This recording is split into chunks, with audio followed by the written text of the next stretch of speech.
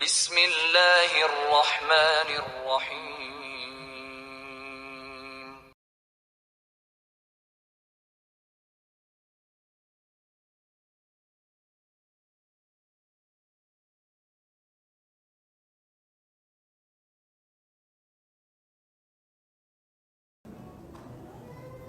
Apakah boleh membaca Al-Quran tafsir tanpa wudhu? Taib. Dalam konteks ini, Imam An-Nawawi dalam kitab At-Tibyan fi Adab Hamalatil Quran, kalau punya kitabnya yang asli warna kuning, terbitan Darun Nafais, halaman 34. Ya, ada di posisi paling kiri di pertengahan paragraf kedua, baris pertama. Ittafaqal ulama, semua ulama sepakat. Ingat, semua ulama sepakat. Lihat. Dalam konteks orang yang tidak punya wudhu, itu masih dibolehkan untuk menyentuh. Ya, menyentuh misalnya mushaf atau ingin membaca, walaupun itu bukan yang utama. Ini utamanya Anda punya wudhu. Jelas ya? Tapi kalau haid itu beda. Ya, ala annal haid, bahwa orang perempuan yang tengah haid itu kalau untuk nyentuh boleh, mushaf boleh, tapi untuk baca itu yang tidak diperkenankan. Jelas ya? Walaupun di sini ada perbedaan pendapat ulama, tapi yang paling rajih dari jumhur ulama, yang paling rajih untuk perempuan yang haid, untuk baca Quran itu tidak diperkenankan. Karena kalamullah itu suci, keadaan dirinya belum suci. Tapi kalau dia mau mendengarkan tafsir itu boleh, baca tafsirnya, ya, baca tajwidnya boleh. Kalau baca Qurannya tidak. Dia menunggu sampai sucinya. Makanya saya sarankan pada perempuan-perempuan, ibu yang dalam keadaan belum suci, ibu misalnya, bisa atur waktu. Saat suci ibu baca Qurannya. Saat dalam keadaan sedang haid ibu baca tafsirnya.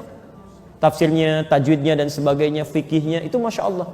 Dan berita baiknya, ketika ibu beramal dalam keadaan sucinya, kemudian saat sedang tidak suci amal itu nggak dikerjakan, itu otomatis pahalanya tetap mengalir, Bu. Anda baca Quran satu hurufnya berapa? 10. At-Tirmidzi nomor hadis 2910. Man qara'a harfan min kitabillah falahu asyru hasanat. Siapa yang baca satu huruf dari Al-Quran, kitabullah, dapat 10 kebaikan. Ibu baca saat suci. Begitu saat haid, ibu nggak baca, ibu baca tafsirnya. Itu pahala kebiasaan ibu baca Al-Quran dituliskan seketika, sempurna pahalanya. Dituliskan. Setiap yang biasa dalam keadaan sucinya. Itu hadisnya sahih. Ya, hadisnya sahih.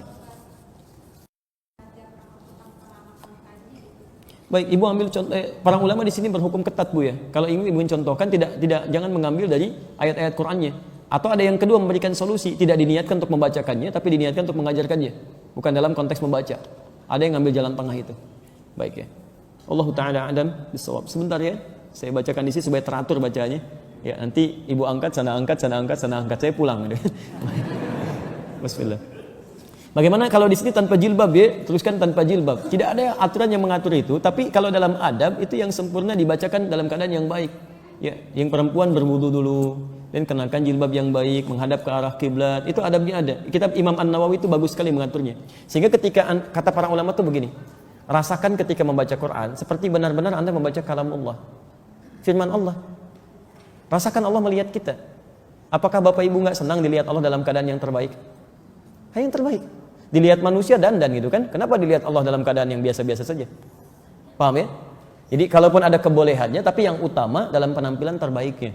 Itu poinnya.